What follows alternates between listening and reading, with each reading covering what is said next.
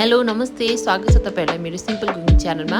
आज म तपाईहरुलाई चाहिँ भेन्टाको भर्ताको रेसिपी शेयर गर्न जाँदैछु। त्यसको लागि चाहिँ भेन्टामा र हातमा अलिकति तेल लगाएर यस्तै लाम्चो लाम्चो चिरा पारेर काटिदिने र त्यसभित्र चाहिँ खुर्सानी, सिङ्गै खुर्सानी र लसुन हजुर हालेर अनि ग्यासमा पोल्न राख्न सक्नुहुन्छ। र हामीले टमाटर पनि पोल्न राखेको छौँ र पोलिसकेपछि त्यसको त्यो जलेको जुन बाहिरको बोक्रा छ भेन्टाको त्यसलाई फालिदिने र एउटा भाँडामा राखिदिने, सबै अघि ग्यासमा राखेको चिजहरू नै।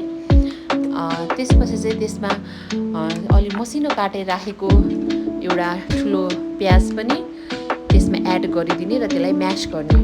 म्यास गरिसकेपछि त्यसलाई साइडमा राख्नु र त्यसपछि चाहिँ एउटा कराईमा चाहिँ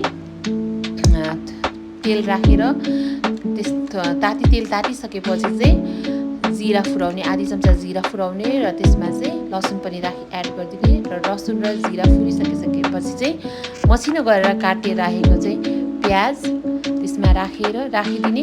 त्यसपछि थोरै हिङ पनि हामीले एड गरेको छौँ र त्यसलाई एकछिन चलाउने र त्यसपछि चाहिँ हामीले थोरै आधी चम्चा बेसार, स्वादअनुसार नुन र आधी चम्चा चाहिँ धनियाँको धुलो राखेर चलाउने र यसलाई एकछिन पाक्न दिनुपर्छ प्याजलाई पनि।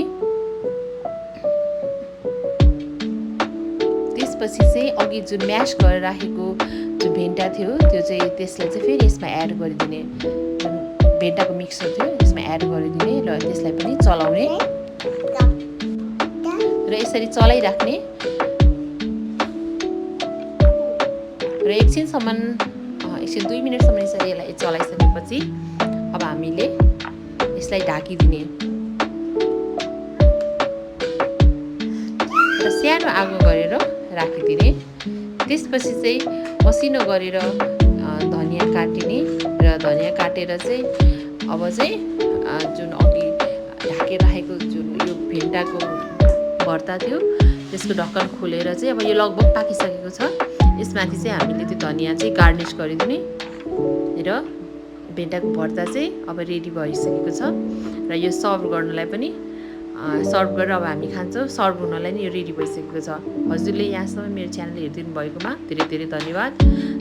सब्सक्राइब गर्नुभएको छ भने प्लिज मेरो च्यानललाई सब्सक्राइब गरिदिनुहोस् र यस्तै भिडियो हेर्नको लागि चाहिँ हजुरहरूले कस्तो खालको भिडियोजहरू चाहनुहुन्छ प्लिज कमेन्ट गरिदिन सक्नुहुन्छ। यहाँसम्म हेर्नु भएकोमा धन्यवाद।